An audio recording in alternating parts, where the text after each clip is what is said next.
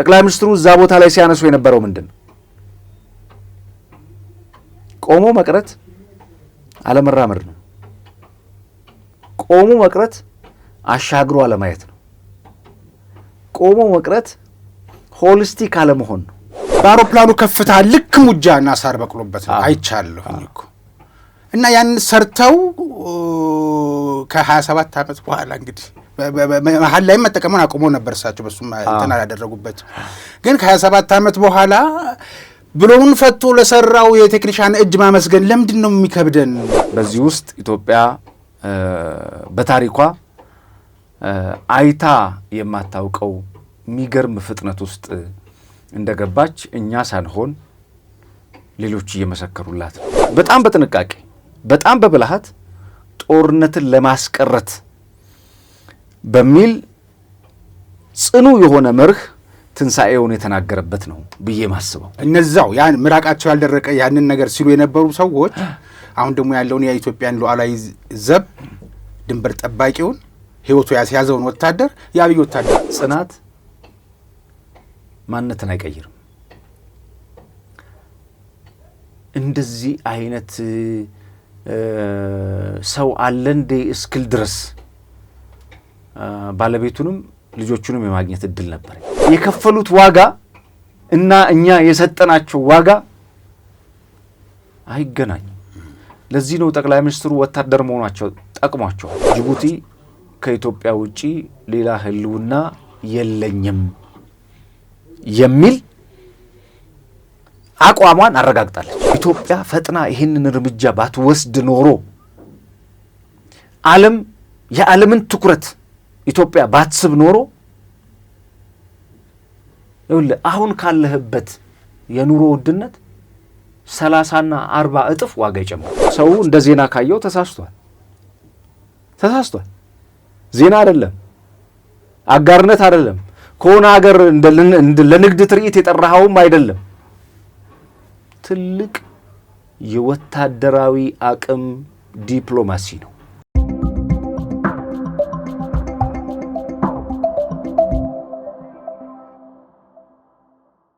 ጤና ይስጥልን ተመልካቾቻችን፣ ይህ በሐቅና ሳቅ ሚዲያ ተዘጋጅቶ ወደ እናንተ የሚደርሰው የፌርማታ እንግዳ የተሰኘው መርሃ ግብራችን ነው።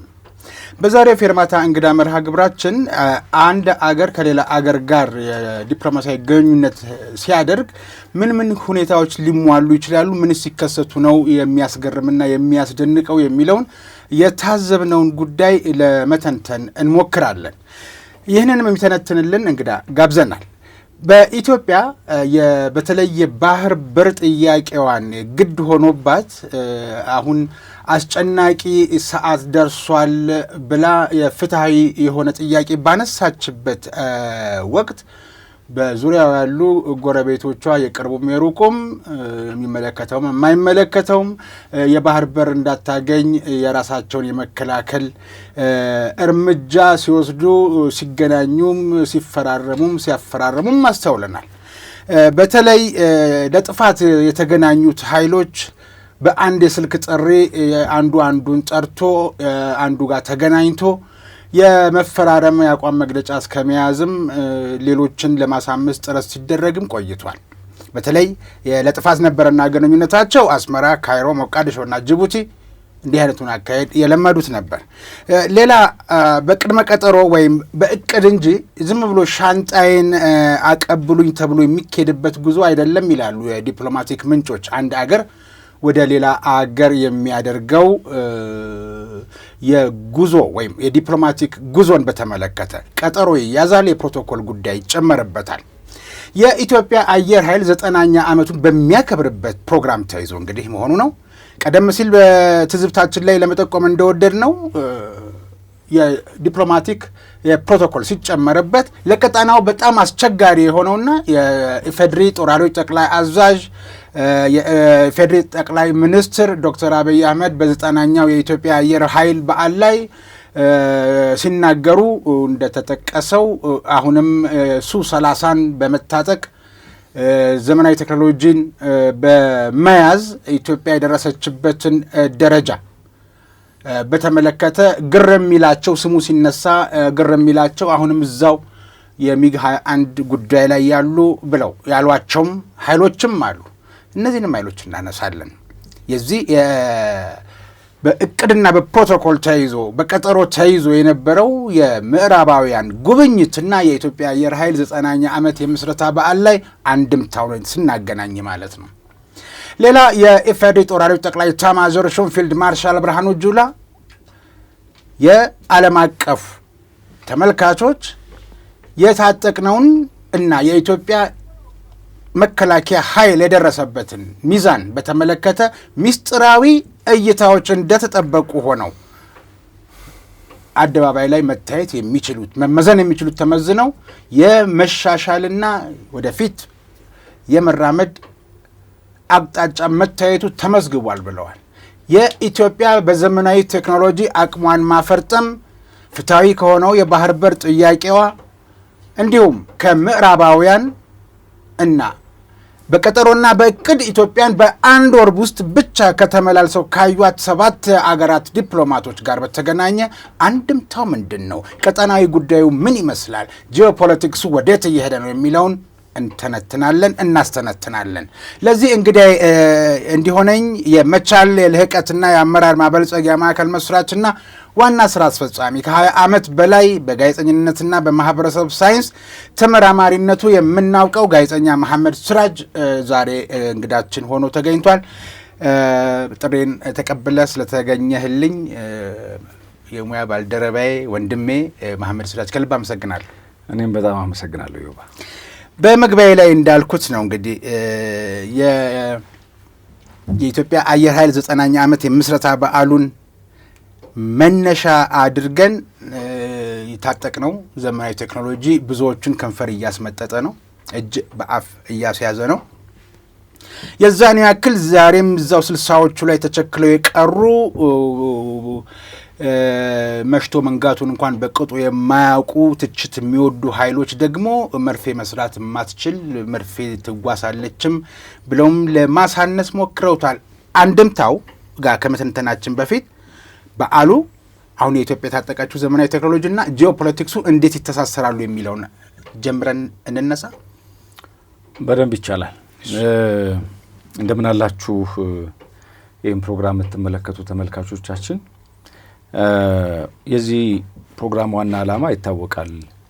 በዋናነት ተደራሽ ያልሆኑ መረጃዎችን ወይንም ደግሞ በቁንጽል የሆኑ መረጃዎችን በደንብ ተንትኖ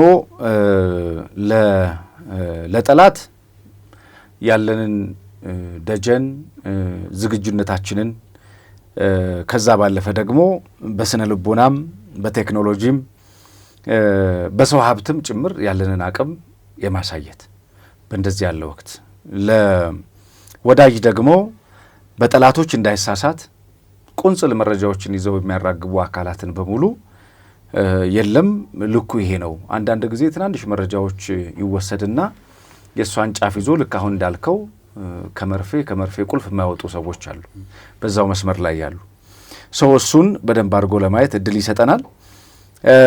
አጠቃላይ እንግዲህ የዚህ የ9-10 ዓመታትን ይሄድንበት የኢትዮጵያ አየር ኃይል ገድል አሁን ምንም ማድረግ ስለማይቻል ወደ 5ኛው ትውልድ የስትራቴጂካዊ ልዕልና የተሻገረ ነው። በዚህ ውስጥ ኢትዮጵያ በታሪኳ አይታ የማታውቀው የሚገርም ፍጥነት ውስጥ እንደገባች እኛ ሳንሆን ሌሎች እየመሰከሩላት ነው። ድንገት የተገኙ እንግዶችም ምስክርነታቸውን እየሰጡ ነው። የዚህ የኢትዮጵያ አየር ኃይል ምንድን ነው? የብዙ ሰዎች ጋር የሚነሱ ጥያቄዎች አሉ። የኢትዮጵያ አየር ኃይል 90 ዓመትን አስቆጥሯል። ባለፉት 90 ዓመታት ውስጥ ያከናወናቸው የነበረበት ከዛ ደግሞ አሁን አድቫንስድ ሆኖ ደግሞ የተሸጋገረበት የትላንት ማንነቱን ሳይረሳ ትላንት በጣም በበርካታ በደሎች የነበረበት ተቋም በተለያዩ ስንክሳሮች በብሔር የተደራጀ በቴክኖሎጂ ያልበለጸገ ያረጁ ሳር ያበቀሉ የተጣሉ ማሽኖች የነበረበት የተጣሉም ሰዎች ጭምር የተጣሉ ሰዎች ማለት ቃል በቃል ብድግ አድርገው እስር ቤት የከተቷቸው ማለት ያለ ኃጢአታቸው ያለ ወንጀላቸው ከቢሮ ወደ እስር ቤት የተጣሉ ለማለት ያለ ወንጀላቸው ያለ ኃጢአታቸው ብድግ አድርገው ኢትዮጵያን በማገልገላቸው ደምና አጥንታቸውን በመከስከሳቸው ምክንያት ለኢትዮጵያ ሉዓላዊነት ዘብ በመቆማቸው ምክንያት የታሰሩ የተገፉ በጣም በርካታ ውድ የአየር ኃይል የምድር ጦር ሻገር ሲል ደግሞ የባህር ኃይል የነበሩ ጀግና የኢትዮጵያ ልጆች ላለፉት ቲፒኤልኤፍ በነበረበት ጊዜ በእስር እንዲማቀቁ ተደርገዋል። ይሄንን በማደስ በተሐድሶ በሪፎርም በአዲስ መልክ ራሱን አደራጅቶ አሁን እንዳልከው ከመርፌ የተሻገረ ነገር እንዲሰራ የአምስተኛው ትውልድ ባለቤት እንዲሆን የደረሰበትንም ቴክኖሎጂ እንድናይ አድርጎናል። ይሄ የመከላከያ ሰራዊቱ በተለይ የአየር ኃይሉ በጣም በጥንቃቄ ጦርነትን ለማስቀረት በጣም በጥንቃቄ በጣም በብልሃት ጦርነትን ለማስቀረት በሚል ጽኑ የሆነ መርህ ትንሣኤውን የተናገረበት ነው ብዬ ማስበው። ምክንያቱም ይሄ የ90 ዓመት በዓል ብዙዎች ቁጥር ብቻ ይመስላቸዋል። ቁጥር ብቻ አይደለም። ኢትዮጵያ ከነበረችበት የቆሞ ቀር አስተሳሰብ ወጥታ ዓለም በወታደራዊ ሳይንስ፣ ዓለም በወታደራዊ ቴክኖሎጂ፣ ዓለም በወታደራዊ ፍልስፍና፣ ዓለም በወታደራዊ ስነ ልቦና የተደራጀበትን ሌቭል በደንብ አድርጎ ያሳየን። በዚህ ውስጥ ወደ በኋላ ላይ በደንብ አድርገን የምናወራቸው ሻገር ያሉ ሀሳቦች አሉ። በተለይ በውትድርና ውስጥ ከዚህ ቀደም በአፍሪካ በጣም እጅግ ግዙፍ የሚባል አስፈሪ የሚባል ደጀን የነበረ ዚያድ ባሬን በጥቂት ጊዜ ውስጥ የረታ ኢትዮጵያን ዳር ድንበር ያስጠበቀ ጀግና የመከላከያ ሰራዊት የብሔራዊ የሉዓላዊነት ዘብ ብዙ ስራዎችን ሰርቷል። ያከበርነው ቁጥር ብቻ አይደለም ለማለት ፈልጌ በዱላ ቅብብል ስለሆነ ያመጣ ነው እዚህ ጋር የደረስ ነው። የትላንትናዎቹን እያከበርን ነው። ምንም ጥርጥር የለውም። 90 ዓመት ስታከብር እኮ ታስታውሳለህ የምድር ኃይሉ ክብረ በዓል አጠቃላይ መከላከያ ክብረ በዓል 118ኛ ክብረ በዓል ሲከበር የነበረው እንግዲህ ምንድነው ይሄ ፕሮግራም የሚመለከቱ ተመልካቾች ልብ እንዲሉት የሚፈለገው ነገር ይችን አጋጣሚ ተጠቅመው ትላንትና የመከፋፈል ሴራ ሲያሴሩ የነበሩ የቲፒኤልኤፍ ተላላኪዎች ዛሬም ድረስ እንደዚህ ያሉ ሀሳቦችን ያነሳሉ። ምንድን ነው የሚያነሱት? እንደምታውቀው የአየር ኃይልና ባህር ኃይሉ ሲፈርስ በጣም ስትራቴጂክ በሆነ መንገድ ነው የፈረሰው። ትልቅ በደል ደርሶበት ነው የፈረሰው። እግሬ አውጭኝ ያለ ያው ውጪ ያሉ ወንድሞቻችን አሉ። ያኔ ሲከበር ምን ብለው ገፍተዋቸዋል? የደርግ ሰራዊት የሚል ቃሉን አልወደውም። እንዲሁ ለማስተማር ያህል ስለተጠቀምኩት ሶሪ ይቅርታ ጠይቃለሁ። አሳድገውት አሁን መልኩን ለውጦ መጥቷል እኮ። ምን ተባለ ደግሞ? አሁን ደግሞ የአብይ ወታደር ነው እየተባለ ያለው። ኦኬ የአብይ ወታደር እነዛው ያን ምራቃቸው ያልደረቀ ያንን ነገር ሲሉ የነበሩ ሰዎች አሁን ደግሞ ያለውን የኢትዮጵያን ሉዓላዊ ዘብ ድንበር ጠባቂውን ህይወቱ ያስያዘውን ወታደር የአብይ ወታደር ነው ይላል ወይ ነው ወታደሩ? ታዲያ ትርክቱ ተለውጧል። እሱን እኮ ለማለት ነው። ወታደሩም ጋር ሌላውም ጋር ትርክቱ ተለውጧል። እነዚህ ግን ምራቃቸው ያልደረቀ ቲፒኤልኤፍ ተላላኪዎች ዛሬም እዛው ላይ ተቸክለው ቀርተዋል ለማለት ነው።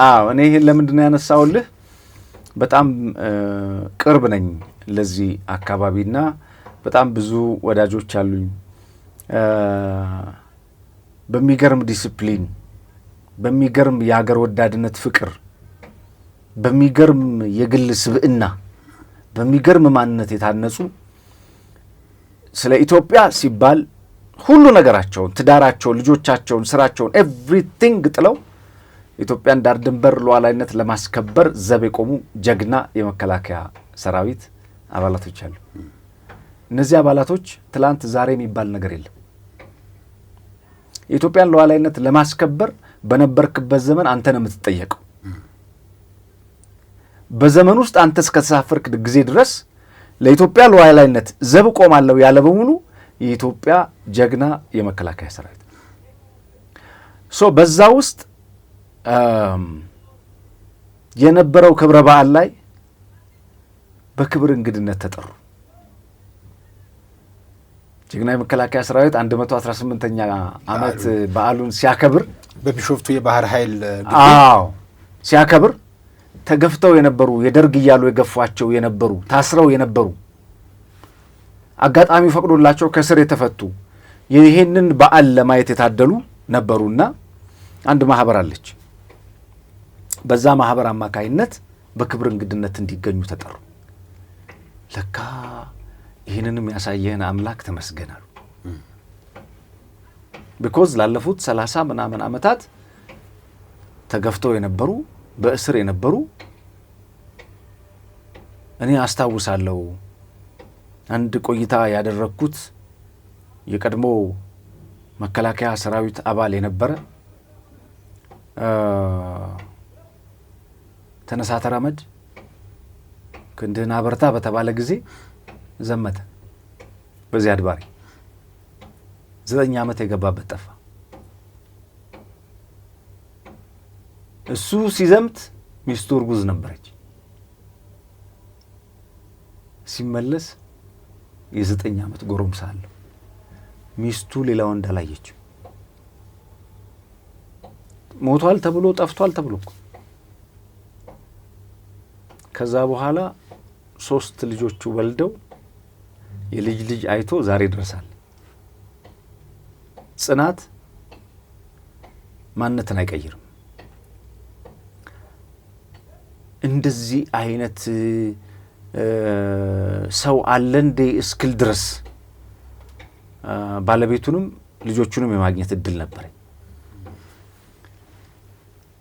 በዚህ ልክ ዋጋ የከፈሉ የመከላከያ አባላትን የቀድሞ ያሁኑ እያልክ መከፋፈል ፖለቲካዊ ትርፍ ለማግኘት ካልሆነ በስተቀረ የሰዎችን ግላዊ ማንነት ኢትዮጵያዊነትን የሚወስድ ማንም የለም። እንደው እዚህ ጋር ታያይዝልኛል ውስጤ ሊገነፍል ስለሆነ የነሱ ነገር ሲነሳ ስለማልችል የቀድሞ የሚለው እኔም አይመቸኝም። ነባሩ ብንለው ምክንያቱም ጡረታ ስለወጡ የነባሩ የኢትዮጵያ ሰራዊት አባላት ብንላቸው ቀድሞ አንተ ሐኪም ብትሆን የቀድሞ ሐኪም አትባል። ድሮ ግን ሐኪም ነበርክ ለማለት ነባሩ ሐኪም ነው እሱ የዚህ ሆስፒታል ቢባል ቀድሞ ትንሽ ያርቀዋል ብዬ ስለማስበው የቀድሞ የሚለው ነገር። ሌላው ግን ዶክተር አብይ ፓርላማ ላይ ስትኖር ኢትዮጵያዊ ስትሞት ኢትዮጵያ ያሏት ነገር ጀግኖች ስለከፈሉት የካራማራው፣ የአድዋው፣ የጭናክሰኑ የሁሉም ቦታ ጋር ያሉት የወደቁትን ጀግኖቻችንን በተመለከተ ያነሷቸው ቦታዎች እኔ ጋዜጠኛ ነኝ፣ የፓርቲ ሰው አይደለሁ። የፓርቲ ሰው መሆንም አልችልም ወይም ስለማይፈቅድ ማለት የብልጽግና ደጋፊም አባልም አይደለሁ። የጠቅላይ ሚኒስትር ዶክተር አብይን ግን በግሌ ደግፋለሁ። ለምንድን ታውቃለህ? ኢትዮጵያን በሚመጥን ልክ ስሟን ስለጠሩ የነባሩን የኢትዮጵያን ሰራዊት እንደ ሰው የቆጠሩት የኢትዮጵያ መሪ ሆነው ስላገኘኋቸው አግኝተኛል። ግን እዚህ ጋር አንድ ነገር ነው ይላርምህ። እሺ ጋዜጠኛ አየር ላይ ነው እንደ ያለው። ጋዜጠኛ እኮ አየር ላይ አይደለም ያለው። አገር አልባም አይደለም። ለዛ እኮ ነው አገር አልባም አይደለም። አሁን ይሄ ፖለቲሻኖቹ እንደሚሉት ለማሸማቀቅ የሚሞክሩት ነገር ነው። የትኛውም አገር ሚዲያ የመጀመሪያው ፕራዮሪቲው ናሽናል ኢንተረስት፣ ቢቢሲም ሲኤንኤንም እነሱም ጋዜጠኞች ናቸው። የመጀመሪያው ፕራዮሪታቸው ናሽናል ኢንተረስት ነው። አንተ ጋር ሲመጣ ግን ኢዮብ የፖለቲካ ፓርቲ ደጋፊ እንዳትሆን ምናምን ብለው አንተን ለማሸማቀቅ ይሞክራሉ። የፓርቲ ደጋፊነት አይደለም። ኦኬ፣ ቀለል ባለ እንትን ለማስረዳት ያህል የከተማ ገጽታ መቀየርን ደግፋለሁ። ኩታ ገጠም እርሻን እደግፋለሁ። የወንዝ ዳር ልማትን እደግፋለሁ። ቴክኖሎጂን አድቫንስ መሆንን እደግፋለሁ። አብሮነትን እደግፋለሁ። ፍቅርን እደግፋለሁ። ከዚህ ውጪ እኚህ ጠቅላይ ሚኒስትር የሚናገሩት ነገር ካለ እንግዲህ ያው እናውራ። የደገፍነው ተግባራቸውን ነው። ተግባራቸውን ስደግፍ እንናገራለን። ተግባራቸው የሀገራችንን ሉዓላዊነት ያረጋግጣል። የሀገርን ሉዓላዊነት የሚያረጋግጡ መሪ አግኝተናል። ፔሬድ በቃ ለዚህ ነው ፓርቲ ባርኔጣ ሳይሆን ያ ወደ መሪው ተግባር የሄድኩት። ከምንም ነገር በላይ አካልን ቆርጠህ ኢትዮጵያን አስቀድመህ አሁንም ድረስ በሰውነታቸው ስጋ ውስጥ 3 ከዛ በላይ ጥይት ተሰክስጎባቸው ሕክምና አጥተው ያሉ በዘር ማጥፋት ወንጀል ተከሰው ሕግ ሆኖባቸው ጡረታና ሕክምና እንዳያገኙ የተከለከሉ የኢትዮጵያ የነባሩ ሰራዊት አባላት እያሉ እነዚህ ሰዎች እንደ ሰው የቆጠረ መሪን በምንም አልደራደረው። ለዛ ነው። ስለዚህ አክሮቴ ለሰራዊቱም እንደ ሰው ቆጥሮ አሁን ያው የሚያስቸግሩ ሌሎች ያልተሟሉ ነገሮች አሉ። በዛ ላይ የሚመለከታቸው አካላት እየሄዱባቸው ናቸው። የፖለቲካ ለውጥ የፖለቲካ ውሳኔ ስለሚያስፈልጋቸው ነገሮች በሙሉ ማለት ነው። ወያኔ ያበላሻቸው ወደ ጀመርነው ነገር እንምጣ። ይኸውልህ የነባሩ ሰራዊት ጉዳይ ሲነሳ ያልኩህ ትንሽ ነገር አመስግነናቸው እንለፍ። በጣም ጥሩ ነው። አሁን በዚህ ልክ ማንሳት ፍሬም ለማድረግ ይመቻል።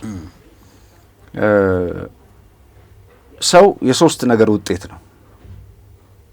የሶስት ነገር፣ አንደኛው የትላንት፣ ሁለተኛው የዛሬ፣ ሶስተኛው የነገ።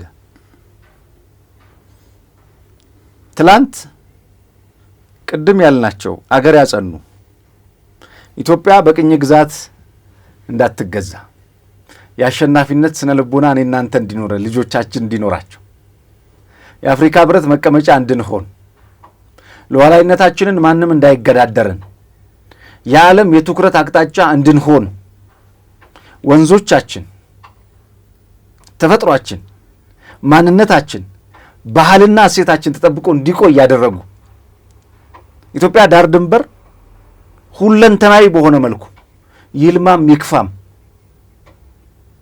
ግን በማንነት እንድንኮራ ቀና ብለን እንድንሄድ ያደረጉ የትላንት አባቶች አሉን።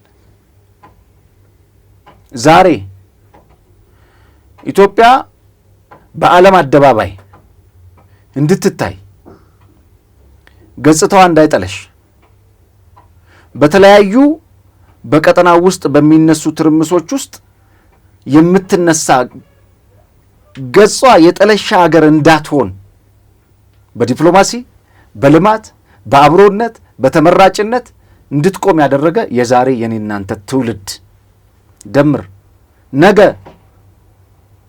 ፕላን ያደረገ ዛሬ የምንሰራቸው ነገሮች በሙሉ ነገ ያሳዩናል። ሹፍ ሶስቱን ነገሮች ያቸው የትላንቱን ጥለ ዛሬ ላይ መቆም አችልም። ያለ ትላንት እኔ እናንተ የለንም። ያለ ዛሬ ነገ የለም። እነዚህን ነገሮች ይዘህ የኋላውን ቆርጬ እጠላለሁ ብለህ ብትል አይሆንም። ክብር ለነባር የጀግና መከላከያ ሰራዊት አገር ላጸኑ ጀግኖቻችን። ይሄንን የምነግርህ ለምንድን ነው? አይከፋቸውም። በጣም የሚገርምህ እኮ ለከፈሉት ዋጋ ለእናት ሀገር ኢትዮጵያን የከፈልኩት ዛሬ አይከፋቸውም። በተለያዩ ጥበቃ ምናምን ኤጀንሲ ውስጥ ይሰራሉ። አይከፋቸውም። ለእናት ሀገር ስለሆነ የከፈሉት ዋጋ ኦኬ። በጣም ብዙ እኮ ልክ እንዳልከው የከፈሉት ዋጋ እና እኛ የሰጠናቸው ዋጋ አይገናኝም። ለዚህ ነው ጠቅላይ ሚኒስትሩ ወታደር መሆናቸው ጠቅሟቸዋል። ያውቃሉ ውትድርና ምን ማለት እንደሆነ። እንዴት ዋጋ እንደሚያስከፍል በደንብ አድርገው ያውቃሉ። ዛስዋ ያከበሯቸው የቀድሞቹም እኮ ያውቃሉ። ሚሽናቸው ሌላ ስለነበር ነው፣ ተልኳቸው ሌላ ስለነበር ነው። በጣም በሚገርም ሁኔታ በአንድ ትዕዛዝ ነው አፈሙዝ አዙሮ ባንክን ታንክን መማረክ ይችል የነበረ ሰራዊት ባዛዡ ትዕዛዝ አቁም ሲባል መሳሪያውን አስቀምጦ ኦኬ ፈንጅ ሲያፈነዱበት ሲገሉት እግሩ ሲቆረጥ ትኩስ ደም ይዞ እኮ ነው መንገድ ላይ የወጣው። ማድረግ እየቻለ በዚህ ልክ ዲሲፕሊንድ የነበረ ያለቃውን ትዕዛዝ በማክበሩ ምክንያት የህይወት ዋጋ የከፈለ ሰራዊት ነው። እሱን አለማክበር አይቻልም። ይሄንን በዓል ሲከበር 9ኛ ዓመቱም ሲከበር 90 ዓመት ያልነው እኮ እሱን ቆጥረን እኮ ነው። ሌላ ከየት መጣ? አሁን መጣ 90 ዓመት ከየት መጣ? እሱን ቆጥረን እሱ የከፈለውን ዋጋ ቆጥረን እኮ ነው። ጀነራል ይልማ ብቻ ያመጡት አይደለም። ጀነራል ይልማ በዚህ አጋጣሚ እንደው ጀነራል ብሩክም ሌሎችም ባልደረቦቻቸው ይሄ ፕሮግራም እንዲሳካ በጣም ከፍተኛ ጥረት ሲያደርጉ ነበርና ስለሳቸው በተወሰነ መልኩ በወፍ በረር የጎንዮሽ ወሬ ሰዎች እየጠየቅኩ ነበርና በጣም አድቫንስድ የሆኑ እንደነበሩ ትላንትን ዛሬን ነገን አዋህደው ለመሄድ የሚያደርጉት ጥረት በዚህ አጋጣሚ እንደው አድናቆታችንንም እንቸራቸው ብዬ እሳቸውም ይገባቸዋል። በነገራችን ላይ እሳቸውን ያገኘሁበት አጋጣሚ ነበርና በጣም የተለየ ሰው ናቸው ለተቋሙ። በተለይ የተለየ እንግዲህ አሁን ሰው ሆኖ ከመፈጠር ሌላ እኮ አይመጣም እኮ ከሌላ ዓለም እኮ ይመጣ አይደለም። ሰርተህ ታሰራለህ ወይ ነው። ለማሰራት የሚቀበልህ ሰውን አዘጋጅተሃል ወይ ነው። አየር ኃይል አሁን ያልተነገረለት በዚህ በ90 ዓመት ጉዞ ውስጥ ያልተነገረለት በጣም ብዙ ነገር አለ።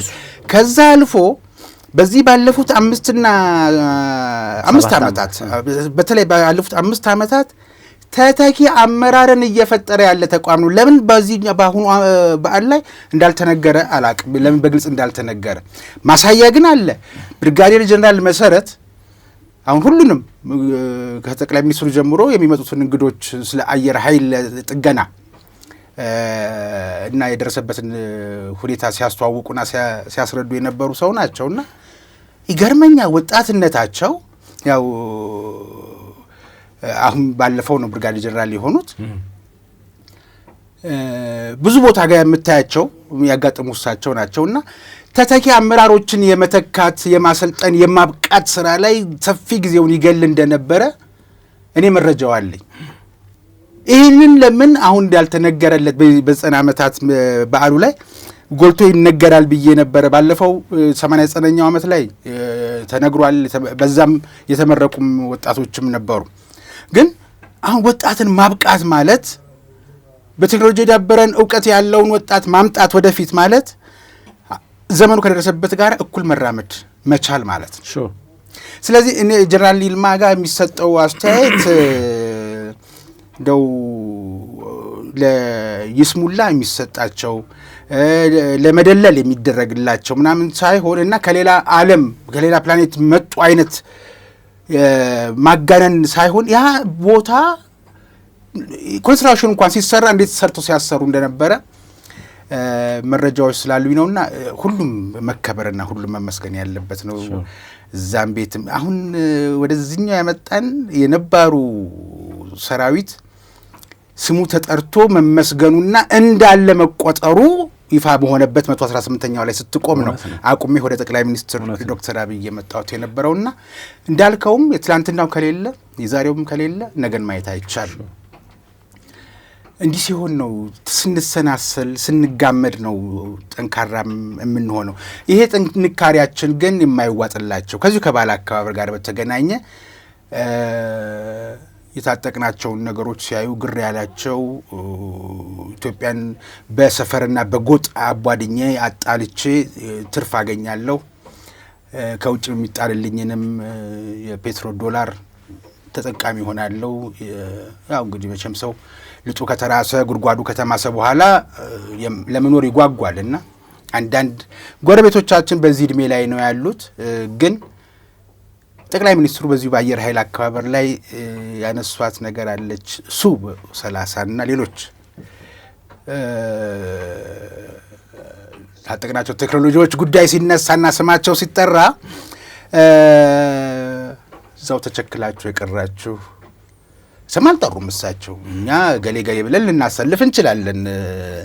የትራንስፖርት አውሮፕላን እንኳን የሚከራዩ ሀገራት አሉ አይደለም እንዴ? አውሮፕላን መጓጓዣ እንኳን የሌላቸውና ምን ማለት ነው? እስኪ ከዚህ እንጀምር፣ ደግሞ ወደዛ እንቀጥል። እስኪ በዓል ስናከብር ከዛ በፊት እንግዲህ እንደምታውቀው የዚህ የ9ኛ ዓመት በዓሉ ቁጥር አይደለም ካልን ታዲያ ምንድን ነው?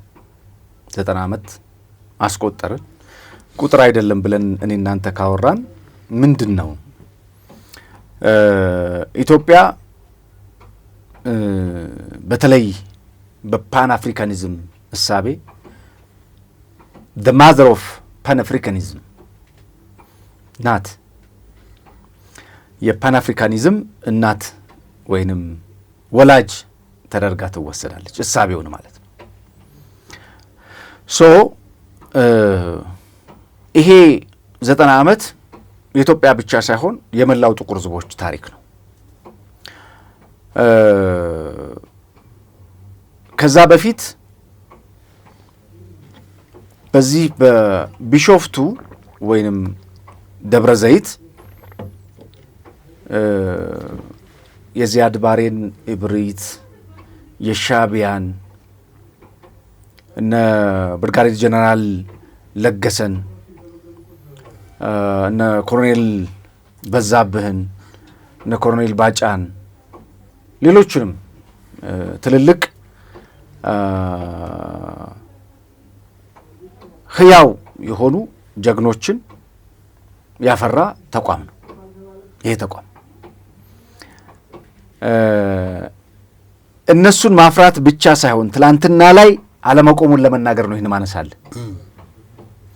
ትላንት እነዚህን የመሳሰሉ ድል ያደረጉ ጀግኖች ያፈራ ተቋም ነው። ዛሬስ ምን ላይ ነው? 90 ዓመት አስቆጠረ። ትላንት እነዚህን አፈራ። ዛሬ ምን ላይ ነው ያለው?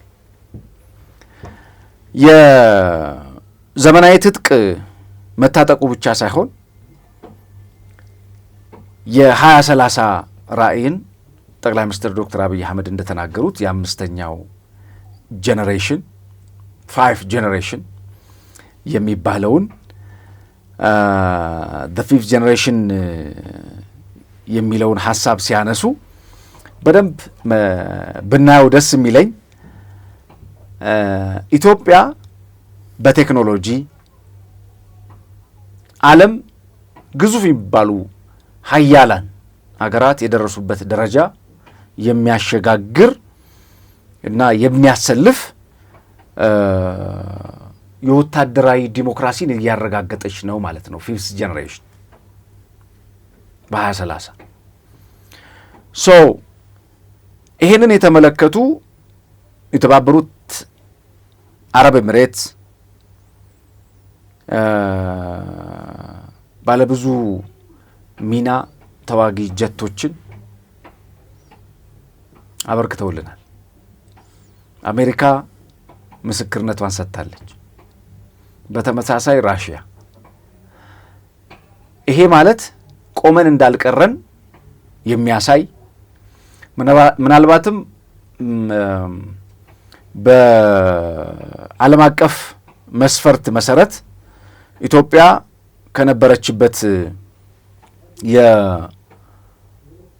የግሎባል ፋየር ፓወር የሚባል መረጃ መሰረት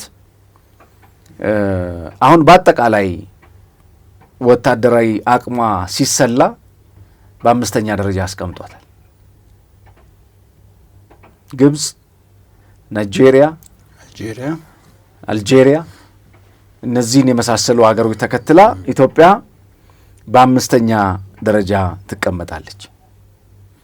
ኢትዮጵያ በ5ኛ ደረጃ ስትቀመጥ ከነበረችበት በዓለም ደግሞ ተጨባጭ ከነበረችበት ደረጃዎችን አሻሽላ ትገኛለች። ይሄ ማለት በከፍተኛ የሰው ኃይል ዝግጅት በዘመናዊ እና በቴክኖሎጂ አድቫንስድ በመሆን ሰፊ የሆኑ ስራዎች የተሰሩበት የኢትዮጵያን ዳር ድንበር ሉዓላዊነት ለማስጠበቅ የሚተጋ ቀን ከሌት የማይተኛ 24/7 የሚሰራን የመከላከያ ሰራዊት እድገትን ያሳያል። በጣም በርካታ በዚህ 28 ቀን ውስጥ ብቻ ከ7 በላይ ዓለም አቀፍ የሆኑ የጦር አዛዦች ጀነራሎች ጭምር መጥተው ከመከላከያ ሰራዊት ጋር የአብሮነት ስምምነት ተፈራርመዋል። ምን ማለት ነው? ሚጋው ላይ ያሉ ሰዎችን እንዳሉ ተዋቸው ማለት ነው። መርፌ የሚያወሩትን ተዋቸው። 17 መርፌ ላይ ያሉትን ተዋቸው። ለምን ጠቅላይ ሚኒስትሩ እዛ ቦታ ላይ ሲያነሱ የነበረው ምንድነው? ቆሞ መቅረት አለመራመድ ነው። ቆሞ መቅረት አሻግሮ አለማየት ነው። ቆሞ መቅረት ሆሊስቲክ አለመሆን ነው። ቆሞ መቅረት የማንንም ሐሳብ ዝግ ማድረግና ጨለምተኝነት ነው። ቆሞ መቅረት እኔ ብቻ የሚል እሳቤ ውስጥ መከንቸር ነው፣ ሌላ አይደለም። በዚህ ሐሳብ ውስጥ በዲፕሎማሲ፣ በንግግር፣ በጠረጴዛ፣ በምክክር የማያምኑ ቆሞ የቀሩ ለሀገራቸው፣ ለሕዝባቸው፣ ለዜጎቻቸው መከራ ብቻ የሚያመጡ እድልን የማያዩ የሚናገሩ ግን የማይሰሩ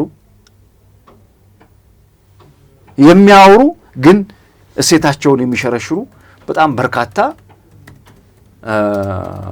ሰዎችን ተች ያደረገ የቆሞ ቀር እሳቤን የሰበረ ነው ንግግራቸው። በቆሞ ቀር እሳቤ ውስጥ ባይዘዌ መከላከያን ብቻ አትየው፣ በጣም በብዙ ነገር ውስጥ ቆሞ የቀሩ ሰዎች አሉ። በጣም በብዙ የቆሞ ቀር ንግግር አሁን ላይ የትላንትናን መመኘት ዛሬ ብርሃን እያየህ የትላንትን ጨለማ ማሰብ ቆሞ መቅረት ነው። ዛሬ የሰላም አየር እየተነፈስክ የትላንትን ጦርነት መናፈቅ ቆሞ መቅረት ነው። ዛሬ መብላት እየቻልክ ድህነትን ማሰብ፣ ረሃብን ማወጅ ቆሞ መቅረት ነው። ብዙ ነው መልእክቱ። ለነዚህ ቆሞ ለቀሩ እኛ ምን እንላለን? እኔና ኢዮብም እንላለን። ቆማችሁ የቀራችሁ በአስተሳሰብ በስነ ልቦና ትላንትና ላይ ያላችሁ ወደፊት መራመድ ያቃታችሁ ማየት ያልቻላችሁ ጎረቤቶች፣ ህዝቦች፣ ግለሰቦች ተንቀሳቀሱ። የተንቀሳቀሰ ለአፉ ምን ለምኑ ልጥ አያጣም ነው ይባላል።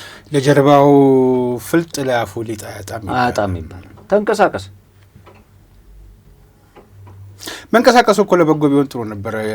ሶስትዮሽ ሁለትዮሽ ይፈራረሙና የማይገባ እንቅስቃሴ ደግሞ ይሆናል መንቀሳቀሳቸው። እሱም ቆሞ መቅረት እኮ ነው እኮ። ይኸውልህ ቆሞ መቅረትን እንዴት መሰለ? ቆሞ መቅረትን አሁን እንዳልከው ሁለተኛም ሶስተኛም አራተኛም ስምምነት ይፈራረም እኮ። የሚፈራረመው ቆሞ ለመቅረት ከሆነ እዛው ነው ያለው፣ ተቸንክሯል እኮ በቃ ኦልሬዲ። ለመሻገር ነው አሁን መንቀሳቀስ ያለበት፣ አድቫንስድ ለመሆን ህዝቡ ወደ ልማት እንዲመጣ ለማድረግ ከተማው እንዲለማ ለማድረግ። ማብራት ሲበራ ብርቅ የሚሆንባቸው እኮ ናቸው። ፍርፋሪ ዳቦ ይናፈቃቸው ናቸው። እጅግ በጣም የምንወዳቸው የምናከብራቸው የሚያሳዝኑ ቆሞ የቀሩ ብለን የምንላቸው ወንድምና እህቶቻችን ይንቀሳቀሱ የምንለው በምክንያት ነው። ጠቅላይ ሚኒስትሩ ያነሱበት አውድ ምናልባት በዓሉ እየተከበረ ባለበት ወቅት የሚጋና ሱ30ን ለማነጻጸር የሞከሩበት ሊመስለው ይችላል ሰው። አይደለም፣ እንደዛ ብቻ አይደለም። ቢዮንድ ነው፣ ከዛ የተሻገረ ነው። እኛ ውስጥ አሁን ይሄ አገረ መንግስት ውስጥ ቆሞ የቀሩ እኮ አሉ፣ ትላንት ሚናፍቁ። አንተ ስለሚያሻግር ነገር ስታወራ እነሱ ትላንትናን ሚናፍቁ ቲፒኤልኤፍ ይመጣል ብለው የሚያስቡ እኮ በጣም በርካታ እኮ አመራሮች አሉ። በጣም በርካታ አመራሮች ለውጡን የሚገፉ ለውጥ ውስጥ ያሉ የሚመስሉ አስመሳዮች እኮ አሉ፣ ሽሩድ የሆኑ በዚህ ኢቭን ኢፍ ለውጡ እንዳይታይ እንዳይሄድ የሚያደርጉ በርካታ አሉ፣ ቆመው የቀሩ። መልእክቱ ለነሱም ነው፣ ለጎረቤት ብቻ አይደለም። ለበርካታ ሆልስቲክ የሆነ ለኔም ጭምር ነው፣ ላንተም ጭምር ነው። ቆመን የቀረን ሰዎች ካለ እንንቀሳቀስ። ተንቀሳቀስ።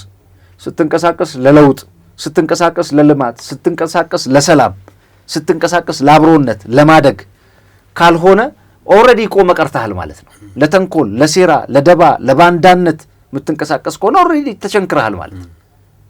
ሰው መንቀሳቀስ ያለበት ለለውጥ ነው። የመከላከያ ሰራዊቱም ያደረገው ይሄንን ነው። እንግዲህ መከላከያ ሰራዊቱም ይሄ ሲሆን አሁን የኢትዮጵያ አየር ኃይል 90 ዓመቱን ሲያከብር የ90 ዓመታት ድምር ውጤቱ ጀነራል ይልማ ትከሻ ላይ ሆነና ትላንትና መጣ እንጂ ሲንከባለል የመጣ የሁሉም ድምር ውጤት ሆሊስቲክ ከወደቀበትም ቢነሳ እንዲወድቅም የፈለጉትም ነበሩ። እንኳን አደረሳችሁ ለማለት ሲሆን እኛ እንደጣል ነው ሆኖ ለምን አልቀረም ብሎ ለመታዘብ አላውቅም። ለማንኛውም ተቋሙ እንደ ተቋም አድጓል፣ ተነስቷል። ትላንትና የጣሉትና ያስጣሉት መውደቁንም የሚያዩ ሰዎች አሁንም አይናቸው ተከደሎ ምን እየተሰራ እንደሆነ አለማወቃቸው ግን እንደ አንድ ኢትዮጵያዊ ያሳዝነኛል። ሬዚስት ያደርጋሉ እሱን ሲያነሱ። አሁን እያየሁ ነበር አንድ ጽሑፍና ይሄን ለውጥ እያየ ሰው አላየሁም ብሎ የሚክድ ካለ እንግዲህ ታውረሃልና ልብህን ወደ ብርሃን ይመልሰው ከማለት ውጪ ሌላ ልንል የምንችለው ነገር እኔ እናንተ በአካል ሄደን ስላየ ነው። በደንብ የቀድሞውን አውቀዋለሁ። ቀደም ሲል የነበረውን ስፍራው ያው ቅርብ ነኝ ብያለሁ፣ አውቀዋለሁ። አሁን ደግሞ በደንብ አውቀዋለሁ። አንተ ሄደ ያየኸው እውነት እኔ እናንተ እንደ ሚዲያ ባለሙያ ያየነውን እውነት እንናገራለን። የምንናገረው በሁለት መንገድ ነው። አንደኛው እውነት ስለሆነ ነው። ሁለተኛው የአገርን ሉዓላዊነት በማስጠበቅ ሂደት ውስጥ የኔ እናንተ ሮል ይሄው ስለሆነ ነው። የቦምባርድ የሚባለው የኮሎኔል መንግስቱ ኃይለማርያም የሚጠቀሙበት የነበረው አውሮፕላን እኮ በአውሮፕላኑ ከፍታ ልክ ሙጃና ሳር በቅሎበት ነው አይቻለሁኝ እኮ። እና ያን ሰርተው ከ27 ዓመት በኋላ እንግዲህ መሀል ላይ መጠቀሙን አቁሞ ነበር እሳቸው፣ በሱም እንትን አላደረጉበት። ግን ከ27 ዓመት በኋላ ብሎውን ፈቶ ለሰራው የቴክኒሻን እጅ ማመስገን ለምንድን ነው የሚከብደን? እኔ ያልገባኝ ነገር እንግዲህ ልትጠላ እኮ ትችላለህ። ጥላቻ ለምን በልክ አይሆንም ነው። እሱ ነው ቆሞ የቀረው እኮ። ፓርቲውን ጥላ፣ ገዢውን ፓርቲ የሚመራውን ሰው ችግር ካለብህ ጥላ፣ አመራሩን ችግር ካለብህ ጥላ።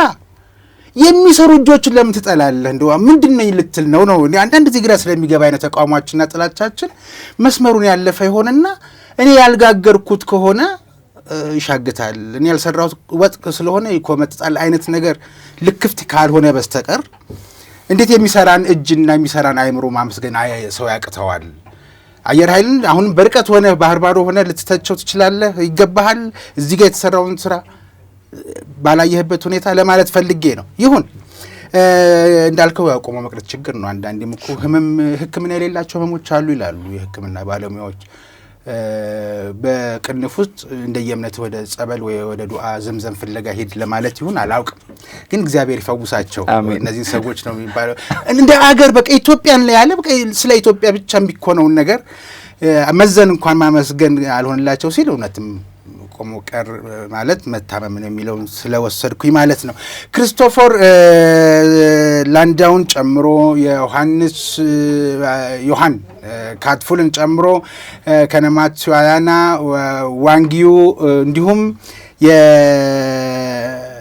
የአንድሪያስ ካራዚች ሼክ ሻባት ቤን ናህያን አልናህያን ሼክ ካሊፋ ቢን አሊ አልሃርቲን ጨምሮ 7 ሀገራት ዲፕሎማቶቻቸውና ከፍተኛ ባለስልጣኖቻቸው የመጡት በዚህ አንድ ወር ውስጥ ነው፣ በፈረንጆቹ አቆጣጠር ጃንዋሪ። የኢትዮጵያ አየር ኃይል ዘመናዊ ቴክኖሎጂ ታጥቆ ቁመናውን ያሳየው በዚህ ወር ማብቂያ ነው። እነዚህ ዲፕሎማቶችና ባለስልጣናት ሲመጡ እንደ ቀደም ሲል እንዳነሳናቸው ሀገራት በአንድ የስልክ ጥሪ መጣሁ የሚባል ነገር አይደለም። አንደኛ ነገር የሴኩሪቲ የሚባል ነገር አለ። እሱን ያያሉ። ቀጠሮ አስይዘው ነው የሚመጡት። ከሀገራቸውም ሲነሱ ቀጠሮ ይዞም ነው የሚቀበላቸውም። እዚህ የፕሮቶኮልም ጉዳይ ስለሆነ የእነዚህ ሀገራት መምጣት ኢትዮጵያ አየር ኃይል ዘመናዊ ቴክኖሎጂን ታጥቆ አቅሙን ማሳየት፣ ኢትዮጵያ ደግሞ ተጨንቃ ልጆቼን ማበላው ማጠጣቸው እየቸገረኝ ነው፣ የሉዓላዊነት ግዛቴንም ለመጠበቅ ከውጭ ገዝቼ የማመጣውንም በሚስጥር መያዝ ያለብኝንም ገበናዬንም በወደብ ችግር እያሳየሁ ነው ብላ የወደብና የባህር በር በጠየቀችበት ጊዜ፣ በብሪክስ ሀገራት ደግሞ በቻይና ፊት አውራሪነት ደቡብ አፍሪካ ላይ ባህር ኃይላችን ሰፊ የሆነ ተጨበጨበለት የባህር ላይ ልምምድ አድርጎ በተመለሰበት ሰሞን እነዚህ ነገሮች ሲሰካኩ ጂኦፖለቲክሱ ላይ የሚያሳድረው ተጽዕኖ ምንድን ነው? አሉታዊም ይሁን አወንታዊ አንድምታውስ ምንድን ነው? አላወሳሰብኩም አይደል? አይ አልተወሳሰብም። እንዳለ መታደል ሆኖ በዚህ አጋጣሚ ያው እኛ እየተናገርን መሄድ ስላለብን የሀገራችን ሚዲያዎች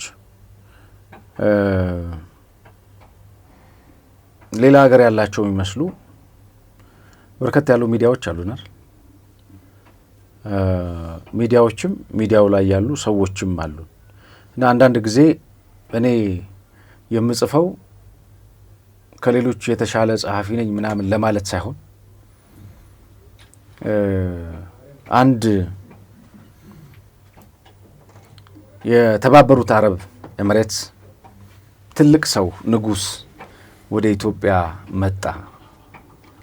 እዝናት ኒውስ ይሄ ዜና አይደለም። ይሄንን ዜና ነው ብሎ የሚያሰራጭ ሚዲያም ጋዜጠኛም አም ሶሪ ቱ ሴይ ዚስ ልክ ነው ብያለሁ። የነዚህ ሰዎች መምጣት በ15 አንግሎች በደንብ ሊታይ ይገባል። እንደ ሚዲያ ባለሙያ አሁን ልክ አንተ እንዳነሳኸው ለምን ኢትዮጵያ አሁን ይህን ያህል የዓለም ትኩረትን ሳበች? አንድ ልጅ እያየሁ ነበረ፣ ውጭ ሀገር የሚኖር ልጅ ነው። በቃ ከዚህ በኋላ ምንም አይነት ነገር አልፈልግም፣ የምፈልገው ወደ ኢትዮጵያ መሄድ ብቻ ነው ይላል። ለምን? ምክንያቴ ዓለም ሁሉ የሚያወራው ስለ ኢትዮጵያ ነው። ዓለም ሁሉ በአንድ ሰዓት በአንድ ወቅት እንዴት ስለ ኢትዮጵያ ያወራል? የዓለማችን ትልቅ ሕዝብ ቁጥር ያላት ጠቅላይ ሚኒስትሯ መጥተዋል። የጣሊያን ጠቅላይ ሚኒስትር መጥተዋል። የጀርመን ጠቅላይ ሚኒስትር መጥተዋል። ትልልቅ የምትላቸው አገራቶች አውሮፓም ኤዥያም አሜሪካንን ጨምሮ መጥተዋል። ዋይ ናው ኢትዮጵያ? ለምን አሁን ኢትዮጵያ? ይህንን በደንብ አድርጎ የሚያስረዳ ያስፈልጋል። ጂኦፖለቲክሱን እንደምታውቀው የውጭ ጉዳይ ሚኒስትርም በጣም ተሽኮርማሚ ስለሆነ ብዙ መረጃዎችን ለመስጠት ፈቃደኛ አይደለም። በዚህ ጉዳይ ላይ ተነጋግረናል፣ በዚህ ጉዳይ ላይ ተስማምተናል የሚል ሀሳብ ነው የሚያነሳው። እኛ ደስ ይለናል። እሱን ይበል። ግን ሚዲያው ላይ እናተኩር። ትልቁ ቀጣይም ያለው መንግስትም ነው ተብሎ ማዕረግም የተሰጠው ሚዲያው ስለሆነ በዚህ ጉዳይ ላይ ተነጋግረናል፣ የሁለታችን ግንኙነትን አጠናክረን ለመቀጠል ተስማምተናል አሉ የውጭ ጉዳይ ሚኒስትሩ አይደል? ግን በዚህ ጉዳይ ላይ ደግሞ ሌላ ትንታኔ የሚሰጥ ሰው ማዘጋጀት አይቻልም ወይ? ያ የፕሮቶኮል ጉዳይ፣ የግንኙነት ጉዳይ፣ የዲፕሎማሲው አስኳል ሊሆን ይችላል። አዎ አሁን ልክ አንተ እንዳነሳኸው እኔ ሞር ትኩረቴ የነበረው እነማን ምን አሉ፣ የትኞቹ ሚዲያዎች ስለዚህ ጉዳይ ጠቅላይ ሚኒስትር ዶክተር አብይ አህመድ ፔጃቸው ላይ ሁልጊዜ ያስቀምጣሉ። አድቫንስድ ናቸው እሳቸው ቴክኖሎጂ የገባቸው ስለሆኑ ያስቀምጣሉ። ገሌ ገሌ የሚባል መጥቶ ነበር፣ በዚህ ጉዳይ ላይ አብረን ለመስራት ተነጋግረናል። እሱ ነው ኮፒ ፔስት አድርገው ያስቀምጣሉ። ማሰሪያ ግን አላት። ይህንን ያሉት በማህበራዊ ገጻቸው እሱ ነው ኮፒ ፔስት አድርገው አስቀምጠው ትመለከታለና ይሄ እንግዲህ ሚዲያዎቻችን ባለሙያዎች አንዳንዱን በስልጠና አንዳንዱን በንባብ አሁን ደግሞ ቴክኖሎጂው አድቫንስድ ነው የሰጠ ነው። ሶ ጎግል ማድረግ ያስፈልጋል። ከነዚህ ለማንበብ ዝግጁነቱ ሳለ ወይ? አዎ ከነዚህ ሀገራቶች ጋር ያለን ጥብቅ ወዳጅነት ምንድን ነው? አሁን የጀርመኑ ጠቅላይ ሚኒስትር መጡ ሲባል፣ የውጭ ጉዳይ ሚኒስትር መጡ ሲባል ምናምን መጡ ሲባል መጡ ከማለት ያለፈ ነገር ነው። ጋዜጠኛ ነብይ ነው እኮ ጋዜጠኛ ይተነበያል። ወደፊት የሚሆነውን ነገር ጭምር ይተነበያል። ሲነሳ ከትላንት ስለሚነሳ ዛሬ ያይና የወደፊቱን ይናገራል ይላሉ ባለሙያዎች። ሶ ይሄ የእነዚህ ሀገራት እንድምታው ምንድን ነው፣ ጂኦፖለቲካሊ እንዴት ይታያል የሚለውን ሀሳብ በደንብ አድርገን ብናነሳው የመጀመሪያው ነገር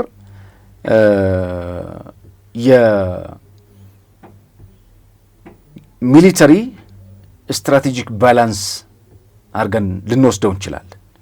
ምን ማለት ነው? ይሄ ስልታዊ ወታደራዊ ሚዛን ለምሳሌ ይሄና ራሽያን ብትወስድ ቅድም እንዳልነው ወደ 2000 ጀቶችን ይዞ መምጣት፣ የራሽያ ደግሞ በያክ 130ን የቴክኖሎጂ ድጋፍ ማድረግ፣ ኢትዮጵያ በአፍሪካ ቀንድ አየር ላይ የኤር ሱፕሪቲን በደንብ አድርጎ የሚያረጋግጥ ያደርጋታል። የመጀመሪያው ያ ማለት አሁን እንደነገርኩህ የስልታዊ የወታደራዊ ሚዛንን በማስጠበቅ ሂደት ውስጥ እንመለከተዋለን። ይሄ በናይል ተፋሰስም በአባይ ላይም በቀይ ባህር አካባቢም የነበረውን የኃይል ሚዛን ወደ አዲስ ይዞት ይዞራል ማለት ነው። እንደምታውቀው ግብጽ ቀይ ባህር ላይ እንዳንወጣ በህዳሴ ግድብ ላይም የነበረውን ጥያቄ በተገቢው እንዳናካሄድ የውስጥ ጉዳዮችን የውስጥ ባንዳዎችን በመፈልፈል ሰፊ ስራ እየሰራች ነበር። ከዛ ደግሞ ሻገር ብላ ቀጠናዊ ከበባ ደግሞ እያደረገች ነበር። ስለዚህ እኛ የወታደራዊ ሚዛንን በስልት ስናስጠብቅ እዚህ አካባቢ ያለውን ተጽዕኖ የመፍታት ባላንስ አቅም እንፈጥራለን ማለት ነው ቀጠናው ላይ። ሁለተኛው የቀይ ባህርና የኤደን ባህረ ሰላጤን ፖለቲካ ስትመለከት የአፍሪኮም እና ፈረንሳይ፣ የአፍሪኮም ማለት የአሜሪካ በጀነራል ዳግቪን አማካይነት ወደ ኢትዮጵያ መምጣቷ ኢትዮጵያ ከሶማሌ ላንድ ጋር ያደረገችው ስምምነት አለ። ያ ኤምኦዩ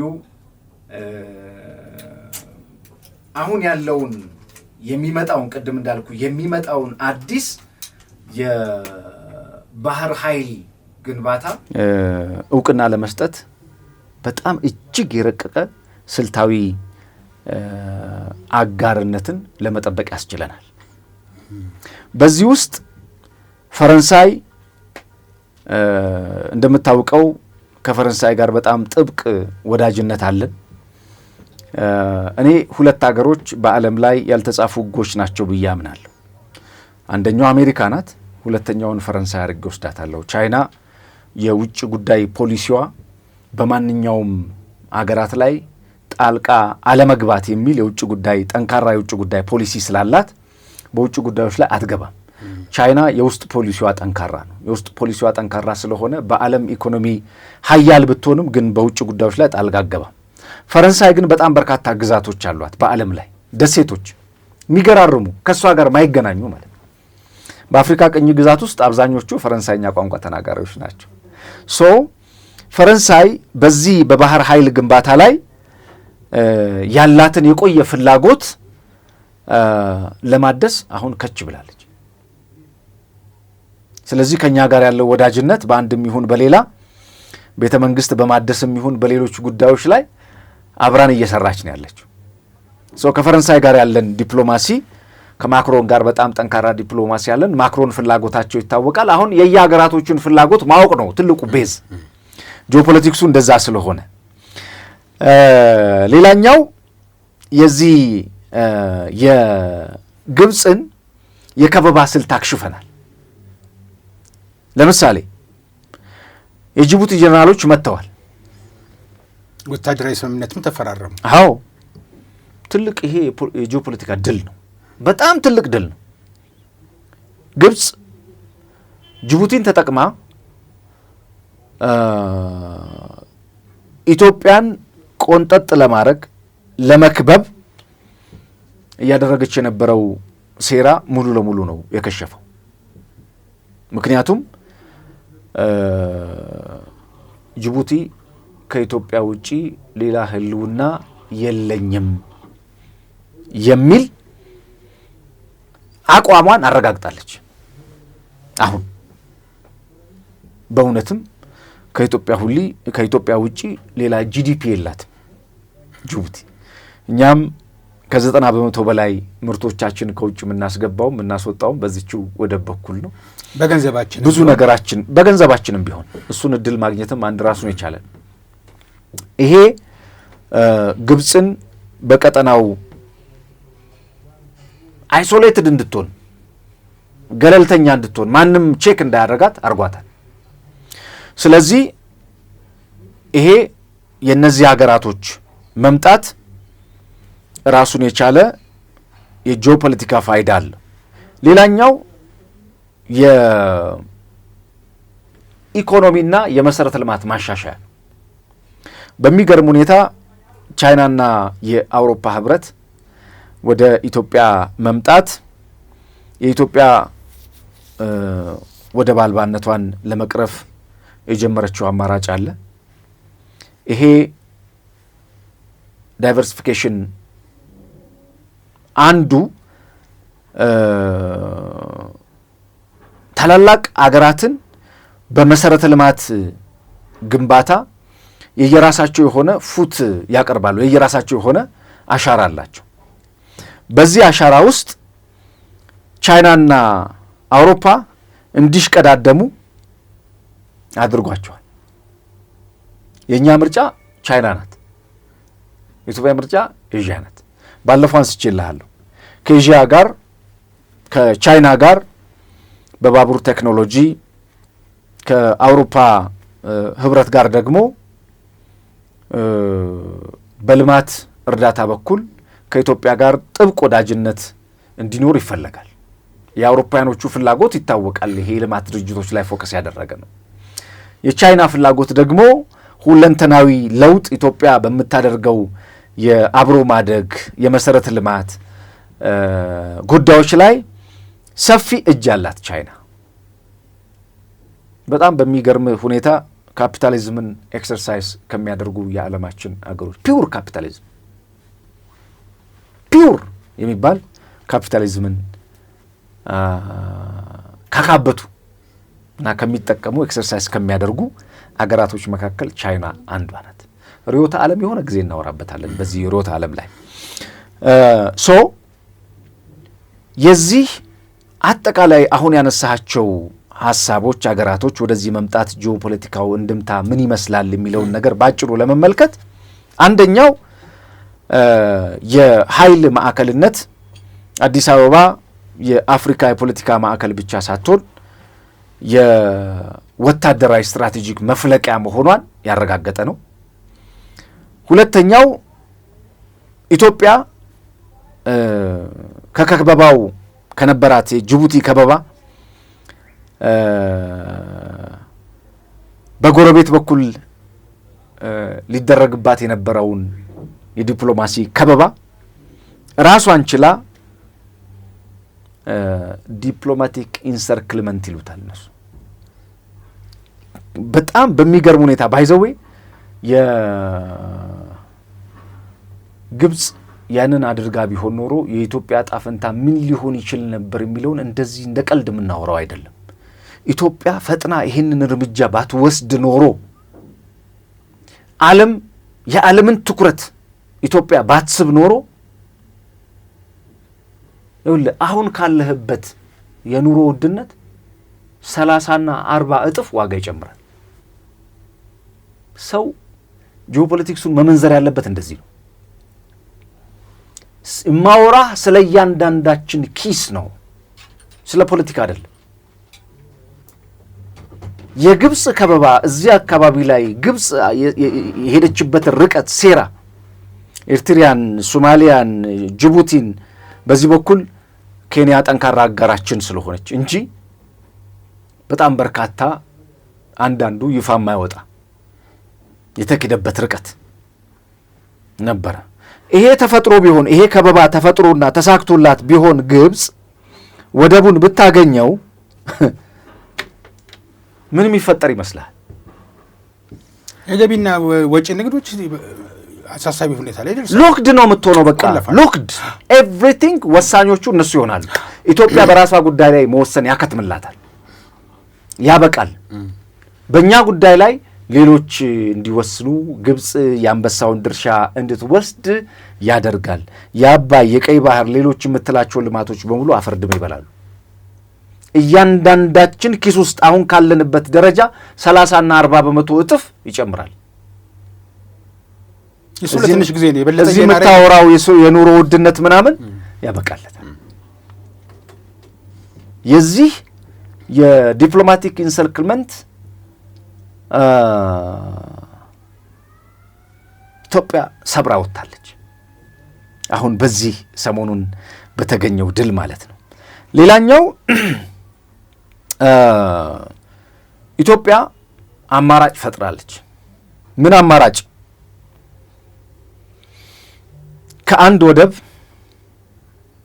ወደ ባለ ብዙ ወደብነት። የመጀመሪያው የሶማሌላንድ ነው። ከጅቡቲ የላሙ ወደብ አለ። ይሄ ለታላላቅ አገራት ስልታዊ አጋር እንድትሆን አድርጓታል ኢትዮጵያ። ታላላቆች የመጡት በዚህ ምክንያት። እኛ የሶማሌላንድን ወደብ በተፈራረምንበት ጊዜ እንግሊዝ የተወሰነ ፓርቱን ተፈራርማ ነበር። እንግሊዝ ስትፈራረም ምንም አልሆነም። እኛ ግን ስንፈራረም መነጋገሪያ ሆነ። እንደውም ቃል በቃል ሲናገሩ ስፍራው ላይ ስለነበርኩ እኛ ያደረግነው ስምምነት ነው፣ ወደቡን የማልማት ስምምነት። ከዛ በኋላ የቦታ መረጣ፣ ምክንያቱም ስምምነቱ በቂ ስላልሆነ ቦታውን ማየት አለብህ። ያ ቦታ ለወደብ ይሆናል አይሆንም፣ ሰስተናቢሊቲውን ለ100 ዓመት ከሆነ ኮንትራትህ ለ100 ዓመት የሚያቆይ ነገር አለው ወይ? በጣም ከፍተኛ ጥናት ነው የሚደረግበት። ዝም ብሎ አሁን የወደብ ስምምነት ሲባል የመሬት ስምምነት የሚመስላችሁ ሰዎች አሉ። አይደለም። ወደቡ ያ ቦታ ያንን የመሸከም ለምሳሌ ኢትዮጵያ የተስማማችው የሊዝ ነው። 50 ዓመት 100 ዓመት የሚል ዲቤት ነበረው። በዛ ዲቤት ውስጥ የሶማሌላንድ የተወሰኑ ተቋማትን ድርሻዎች ወስዳለች። ለምሳሌ ከአየር መንገድ፣ ከመብራት ኃይል፣ ከቴሌ ከምናምን የሚሉ የልማት ድርጅቶች ላይ ድርሻ ተሰጥቷታል የሚሉ የሚነዙ ወሬዎች ነበሩ። እነዛ ወሬዎች ጭምር እኛ ያደረግነው ስምምነት እኛ ከምናገኘው ጥቅም አንጻር የ1% ያህል አይደርስም ካገኘናቸው ነገሮች። ቢኮዝ ሶማሌላንድ ዞን ሊቲንግ የምትፈልገው ኢትዮጵያ ሰብራ እውቅና እንድትሰጣት ነው። እነሱ ሲያወሩ የነበረበት ታስታውስ ከነበረ የዛኔ ዜናውን ኢትዮጵያ እውቅና እንደሰጠቻት አድርገው ነበር ሲያወሩ የነበረው። ኢትዮጵያ መንግስት አልደበረው። አልነበረውም። ጥጉ ይታወቅ። ለምን አላችሁም አላለም የኢትዮጵያ መንግስት። አሁን ተሟሽቷል፣ ነገር ዓለሙ ተሟሽቷል። የአሜሪካ መምጣት የአፍሪካ መምጣት ደግሞ በጣም ብዙ ነገሮችን ብሬክ ያደርጋል። ሶ አማራጭ እያበዛን ነው። አማራጭ እያበዛን ስንመጣ የሌሎች ታላላቅ አገራት ስልታዊ አጋር እንሆናለን። ሌሎች ታላላቅ አገሮች እዚህ አካባቢ ላይ ኢንተረስት ስላላቸው ኢንተረስታቸውን ለማስፈጸም ብቻ ሳይሆን ከኢንተረስታቸው ጎን ለመሰለፍ ኢትዮጵያ ትልቁን አጋርነት ትወስዳለች። ሌላኛው የጸጥታ ዋስትና ነው። ምን ማለት ነው ይሄ የጸጥታ ዋስትና? ኢትዮጵያ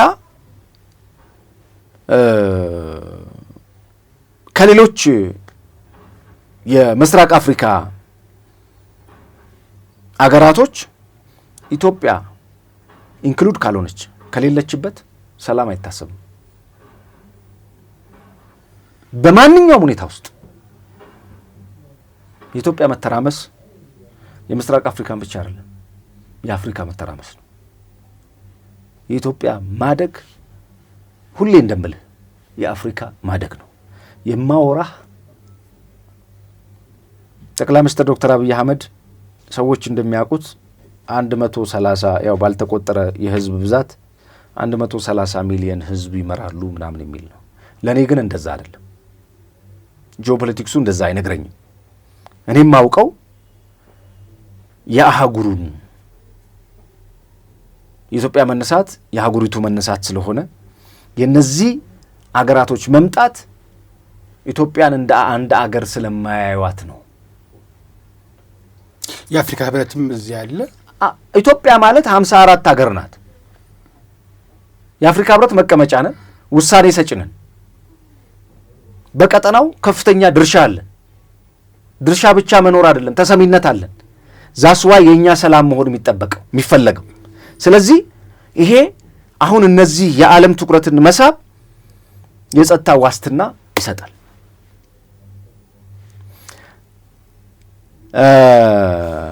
ሌላኛው እነዚህ 7 ሀያላን ሀገራት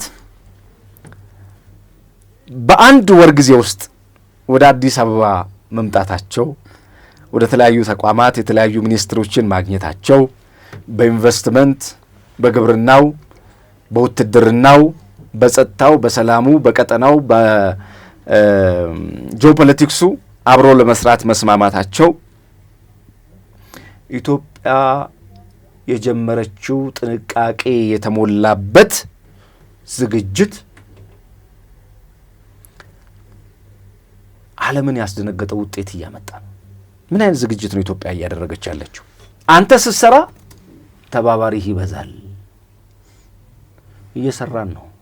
እየሰራን ስለሆነ ተባባሪያችን በዝቷል። እየሰራን ስለሆነ ዓለም እየተመለከተን ነው። አገራችን ከታሪክ ተረካቢነት ወደ ታሪክ ሰሪነት እየመጣች ነው። የነበረ የቀደመ ታሪክ አለን፣ የደረጀ ታሪክ።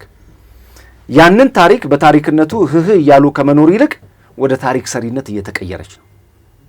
ስለዚህ የዓለም ትኩረትን ስባለች።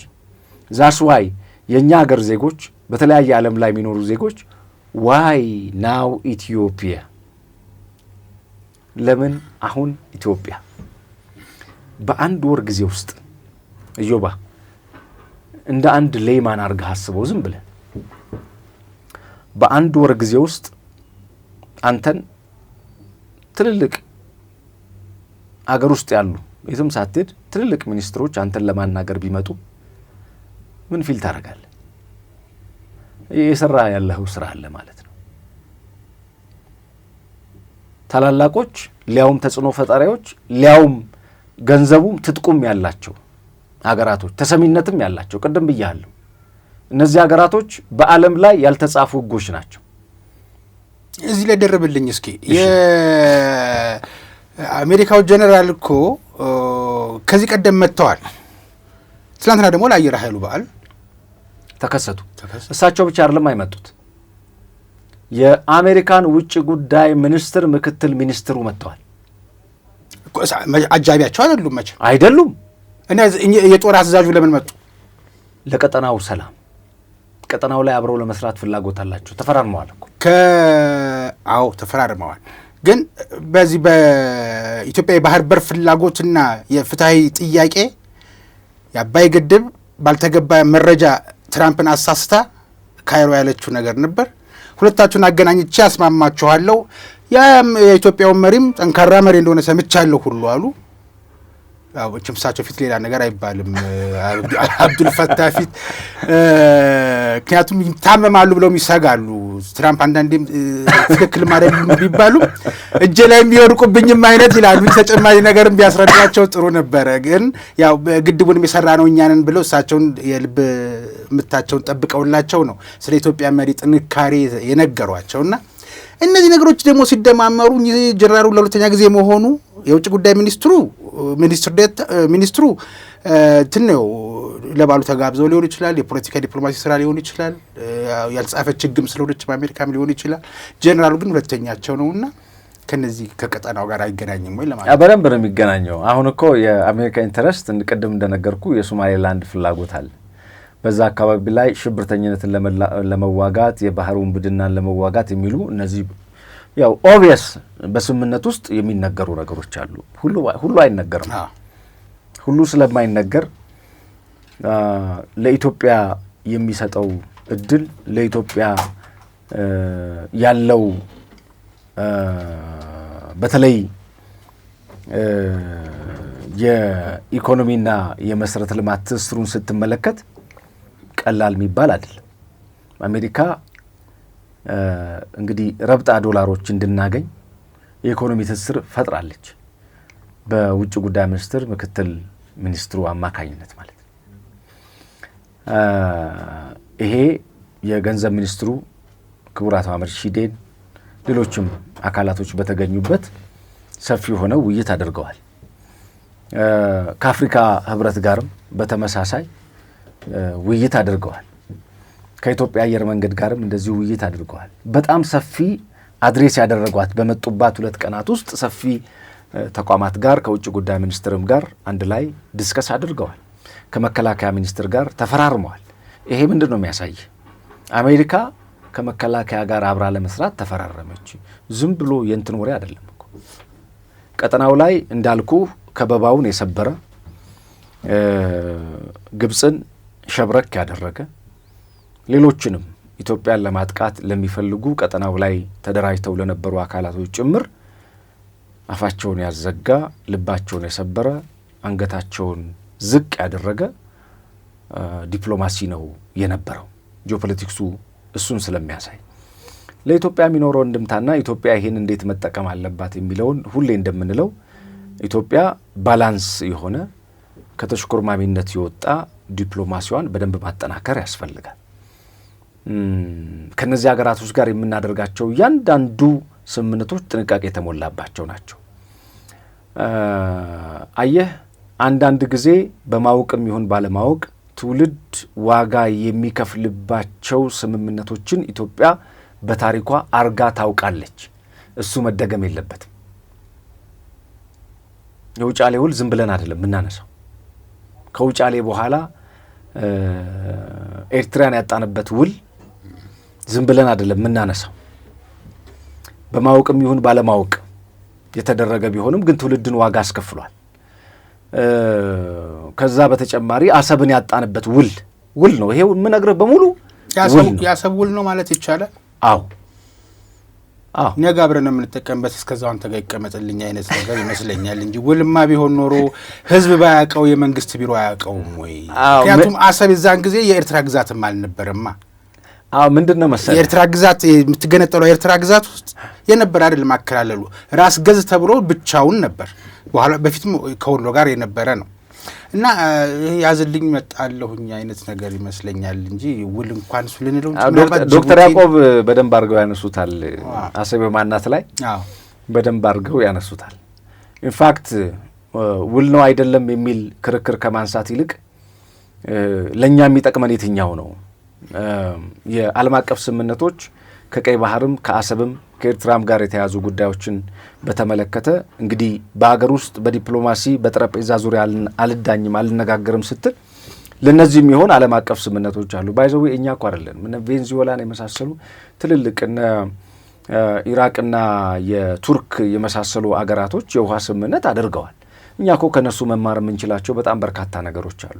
ግን አውቆ የተኛና ቆሞ የቀረን ብትቀሰቅሰው ስለማይሰማ መራመድ ስለማይችል እዛው ላይ በመቸንከሩ ምክንያት ትውልድ ዋጋ እንዲከፍል ያደርጋል። ኢትዮጵያ ሎክዶና 130 ሚሊዮን የሚሆን ህዝብ ይዛ እንዳልኩህ ኢትዮጵያ ውስጥ ውጥረቱ እንዲፈጠር ስለሚፈለግ ከበባው አንዱ ስትራቴጂ እሱ ስለነበር የከበባው ስትራቴጂ እኔ እናንተ ያለን ደሞዝ ይታወቃል፣ ገቢያችን ይታወቃል። ልጆቻችን ማሳደግ አንችልም፣ ትምህርት ቤት መላክ አንችልም። ኦኬ በቀን 3 መብላት ቅንጦት ይሆንብናል። ምንፈልገውን መልበስ ቅንጦት ይሆንብናል። እየተከበብክ ስትመጣ የኑሮ ውድነትና የዋጋ ግሽበት ሁለቱ በጣም ልዩነት አላቸው። የኑሮ ውድነት ከበባውን እዚህ ጋር ያለውን ውጥረት ማስጨነቅ ይፈጠርና አንተን ሎክ ያደርጋል። አንተን ሎክ ካደረገ በኋላ መግቢያ መውጫ ያሳጣል። ስለዚህ ኢምፖርት የለም ኤክስፖርት የለም። እዚህ ውስጥ ያለውን ነገር እኛ ደግሞ በጣም በርካታ ነገሮችን በዶላር እንገዛለን። በተለይ መድኃኒት፣ የኮንስትራክሽን ማቴሪያልስ፣ የቴክኖሎጂ ማቴሪያልስ በሙሉ ማምረት አልጀመርም፣ ከውጭ ነው የምናስመጣው። እነዚህን ለማምጣት እድል ይዘጋባል። ያኔ እዚህ ያለው እያንዳንዱ ነገር ውጥረት ይፈጠራል። አሁን ካለበት ደረጃ አግራቬት ያደርጋል። ደሞዝ መጨመር ውጤት አያመጣም። ዋት ዘ ኔክስት? እርስ በርስ እንበላላለን። የተፈለገው እሱ ነው። እሱን ነው የሰበር ነው። አሁን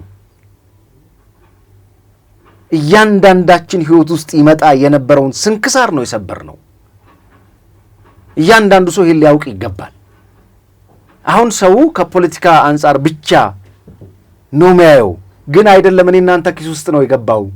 የነዚህ አያላን እዚህ ሀገር ውስጥ መምጣት የኔ እናንተ ኪስ ውጤት ነው። እርሾው እኔ እናንተ ኪስ ውስጥ ይመጣል። ቀጠናው ሰላም ከሆነ፣ ኢትዮጵያ ባህር ላይ ከወጣች፣ አሰብ ወደብ ከተፈቀደ፣ ላሙን ማልመት ከቻልን፣ በኬንያም በጅቡቲም በሶማሌላንድም ያሉ አክሰሶችን መጠቀም ከቻልን፣ ኢትዮጵያ በኩታ ገጠም እርሻዎች ማምረት እየጀመረች ነው። በቴክኖሎጂ 2030 ግብ አድርጋ እየሄደች ነው። አዳዲስ ምርቶች አሉን። ከ5 ሚሊዮን በላይ ወጣቶች ቴክኖሎጂ ላይ እያለማን ነው። በስራ በክህሎት የስራ አጥ ቁጥር ለመቀነስ እየተሰራ ነው። እነዚህ ድምር ውጤቶች ሲመጡ ምን ይፈልጋሉ? መውጫ ይፈልጋሉ። እኔ እናንተ የሰራነው ፕሮግራም እኮ መውጫ ይፈልጋል አይደል? መውጫ ይሄ ሀቅና ሳቅ መውጫችን ነው። አለበለዚያ ካሜራ ውስጥ እኮ ነው የሚቀረው።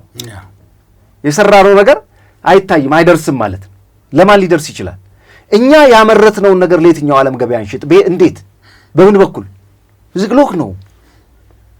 እሱን ብሬክ አድርገናል። አሁን እሱን ብሬክ ማድረግ ብቻ አይደለም፣ ቀጠናው ላይ የበላይነት እንዲኖረን አድርጓል። በተለይ የአየር ኃይሉ 9ኛ ዓመት በዓል ሾው፣ የኤር ሾው እዛ ላይ የመጡት ትልልቅ አገራት ሞሮኮን ጨምሮ በዓለም ላይ የአየር ትርኢት በማሳየት ጀግና የሚባሉ ሰዎች ኢትዮጵያ ውስጥ መጥተው ከኛ ጋር አብረው ተካፈሉ ሲባል ሰው እንደ ዜና ካየው ተሳስቷል። ዜና አይደለም፣ አጋርነት አይደለም፣ ከሆነ ሀገር ለንግድ ትርኢት የጠራኸውም አይደለም። ትልቅ የወታደራዊ አቅም ዲፕሎማሲ ነው። የሚሊተሪ ዲፕሎማሲ ነው። የሚሊተሪ ዲፕሎማሲ ደግሞ ጠንካራ ነው። በጠንካራ መሰረት ላይ የተገነባ ነው። በዲፕሎማሲው ዓለም ዘላቂ ወዳጅም ዘላቂ ጠላትም የለም። ግን በሚሊተሪ ዲፕሎማሲ ስምምነት የሚደረገው ለዛ እኮ ነው። አይታል ወርቀትና ያዘውን አይለቅ ስምምነት የሚደረገው ለዛ ነው። በቀጠናው ላይ ያለንን የበላይነት አረጋግጠናል። የኢኮኖሚ ትስስር ፈጥረናል። የአውሮፓ ህብረት ኤዥያ ቻይናን ጨምሮ መጥተዋል። ህንድን ጨምሮ መጥተዋል። አሜሪካን ጨምሮ መጥተዋል። ዓለም ኢትዮጵያ ላይ መጥቷል። ዓለም ኢትዮጵያ ላይ ሲመጣ ኢትዮጵያ ምን ታተርፋለች የሚለውን ነገር በደንብ አድርጎ ተንትኖ ማሳየት ያስፈልጋል። ያተረፍነው እጅግ ብዙ ነው ለማለት ነው። አመሰግናለሁ። የሙያ ባልደረባዬ ወንድሜ መሐመድ፣ ማጠቃለያ መውጫ አንድ ጥያቄ ይህ መሆኑ ሊከቡን ቋመጡ፣ ሊያስከብቡን የደከሙ አንዳንዶቹ ቡና ፈልቷል ቡና ጠጡ ብንላቸው ጀበናው ከእሳት ላይ ሳይወርድ የሚደርሱ፣ አንዳንዶቹም ከቀዘቀዘ የሚደርሱ ወይም ከከተማ የሚመጡ በርቀት ላይ ያሉ ናቸው። ግን ጎረቤቶቻችን ጋር የሚፈጥረው ስሜት ምንድን ነው? በተለይ የግብፅ እኮ የታወቀ ነው። መጀመሪያም መጨረሻም አንዳንድ ጊዜ ጠላት ካለህ ጠላትህን እወቀው። ያላወቀው ጠላት ነው የሚያስቸግርህ። ወዳጅ መስለህ ጉንጭ ስትሰጠው የሚነክስ እሱ ነውና አሁን እንጂ ኢትዮጵያን የገጠማት እንደዛ ይመስለኛል። ግብፅን ብቻዋን እንትን ማድረግ መጠበቅና መከላከል አያቅታት፣ ግን ወዳጅ የመሰሉ የራሷ ልጆች የጡት ነካሽ የሆኑባትና መልእክት ምን አለ ለነሱ? የነሱም እህል ውሃ ነው የሚቋረጠው። አንዳንዴ ለሀጣን የወረደ ለጻድቃን ይተርፋል የሚለው ቢገለበጥ ከግብፅ ማኮላሸት የግብፅን ሀሳብ እቅድ መስበር መቻል ፍርፋሪ ለሚጣልላቸውም ሰዎች መሀል ላይ ላሉ አገር ሆነው ግን ደላላ ለዚህ ጉዳይ ደላልነትን የሚሰሩ ተስፋ አስቆራጭ ነው። ለእነሱ መልእክት ካለ በዚህ እንውጣ። ጥሩ ነው። ግን እሱን ከመውጣታችን በፊት አንድ ሀሳብ እናነሳለን እንዳረሳው። እሺ፣ ለግብፅ የኢትዮጵያ መንግስት አቋም የመንግስት አቋም ብዬ ሳወራ እኔ ፖለቲከኛ አይደለሁም፣ ምንም ውክልና የለኝም። የመንግስት አቋም ብዬ ማውራው ዘርፉን በመከታተል ሂደት ውስጥ የኢትዮጵያ አቋም በግልጽ የሚታወቅና የተቀመጠ ስለሆነ ነው እንጂ እኔ ስልጣን ስላለኝ አይደለም። የኢትዮጵያ አቋም 1 2 3 ሰላም ሰላም ሰላም፣ ትብብር ትብብር ትብብር፣ አብሮነት አብሮነት አብሮነት። የኢትዮጵያ አቋም ይሄ ነው። ነገም ከነገ ወዲያ በዚህ ሂደት ውስጥ የግብፅ አቋም ምንድን ነው? የግብፅ አቋም ብቻዬን ልብላ፣ ብቻዬን ልደግ፣ ብቻዬን የሚል ቀጠናው ላይ የበላይነቴን አጣው የሚል ጉዳይ ነው። በነገራችን ላይ የሚያናግራት የአባይ ጉዳይ አይደለም፣ የቀይ ባህር ጉዳይ አይደለም። ኢትዮጵያ አሁን ባለችበት አስደንጋጭ ለውጥ ቀጣይ ግድቦችን ለመገንባት እቅድ ይዛለች። ያንን እንዳትሰራ ከወዲሁ ውጥረት መፍጠር ነው፣ እንዳትለማ ማድረግ ነው። አይታል ብቻዬን ልብላ ብለህ ስትል እንደዚህ ነው የምታስበው። ስለዚህ ግብጾች በነገራችን ላይ የአሜሪካን አንድ አርቲክል ነበረኝ፣ የአሜሪካን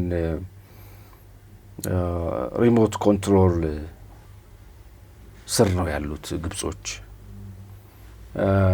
የምትፎክርባቸው ዘመናዊ ቴክኖሎጂ፣ የምትፎክርባቸው የጦር መሳሪያዎች ሳይቀሩ የአሜሪካን ናቸው። በዚህ ውስጥ ከአሜሪካ ጋር አንድ ስምምነት አላት ግብጽ። ማንኛውም ጦርነት ብታነሳ ኢትዮጵያን መውረር አትችልም። ስምምነት ነው ይሄ። ከ90 በመቶ በላይ የግብጽ የጦር ኃይል በአሜሪካን እጅ ውስጥ ነው ያለው። እዙ ከዛ ነው የሚሰጠው ማለት ነው።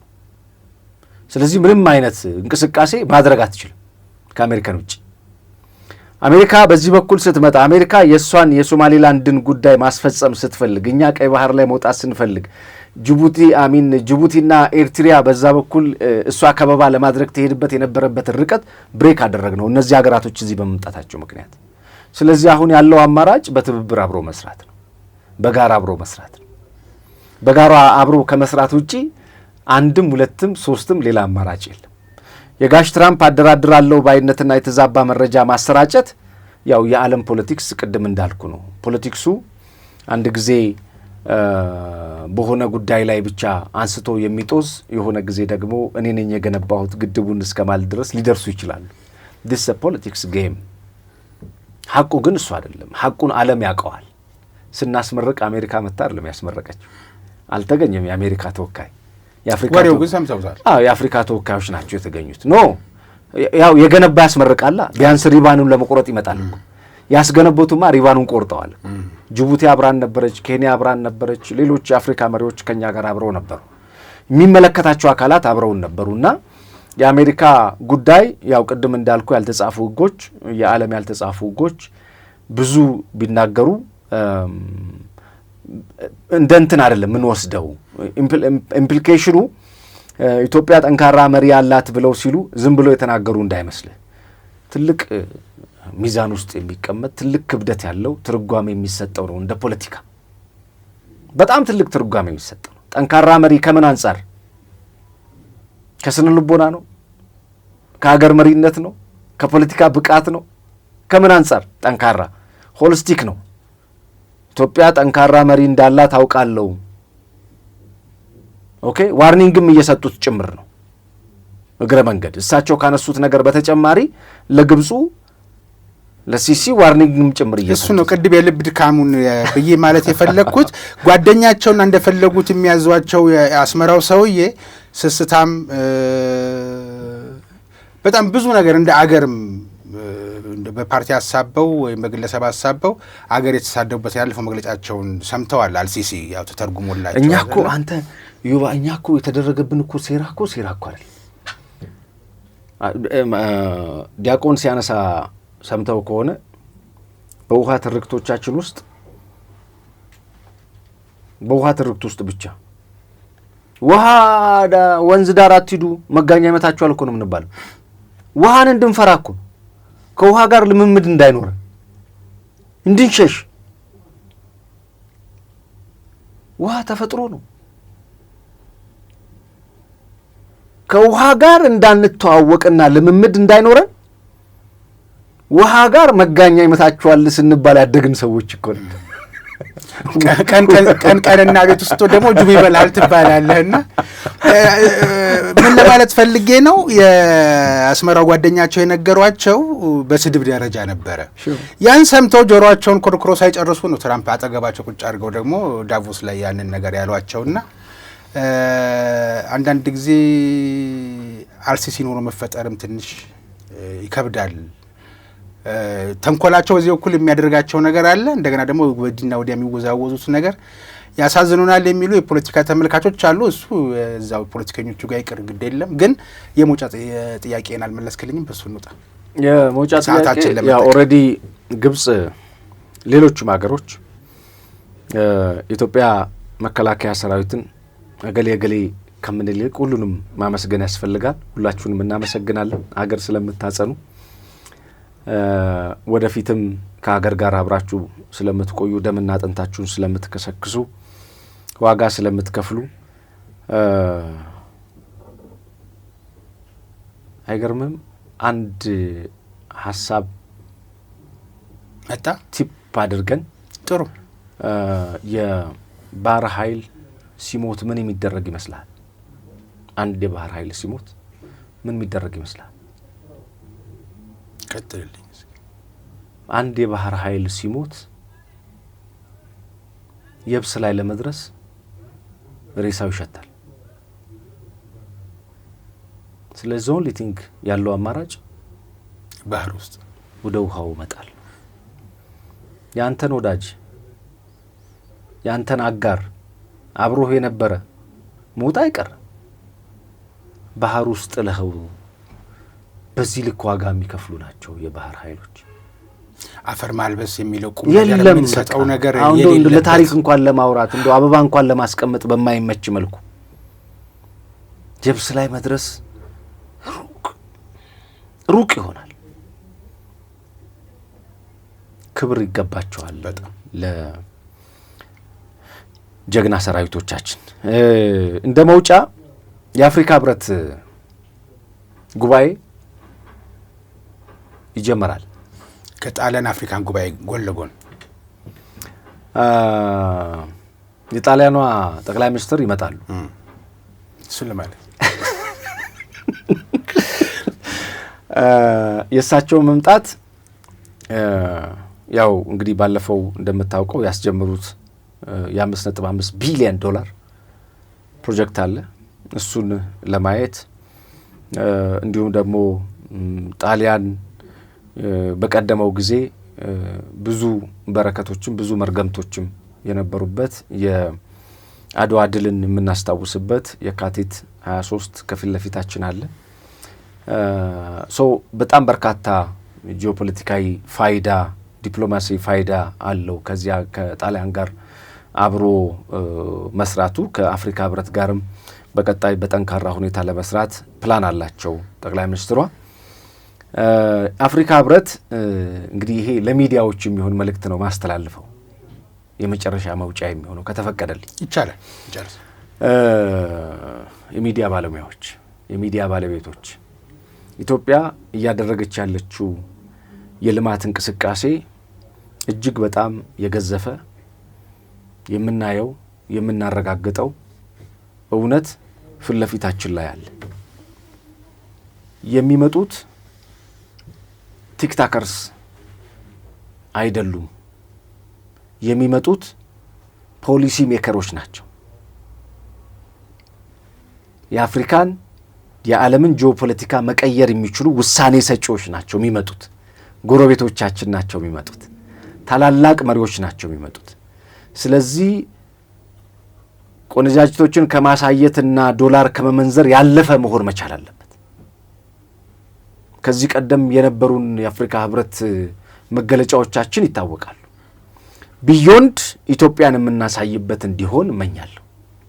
እንዴት እዚህ ቦታ ላይ የምናሰማራቸው ጋዜጠኞች በቂ መረጃና በቂ እውቀት ያላቸው እንዲሆኑ የሚዲያ ባለቤቶች ሊሰሩ ይገባል።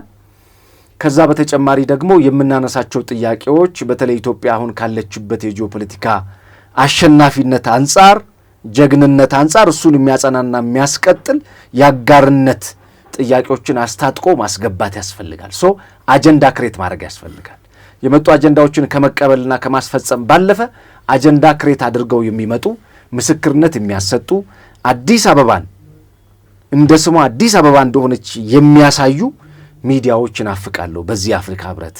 ታንኪዩ ከልብ አመሰግናለሁ ወዳጄ መሐመድ ሲራጅ።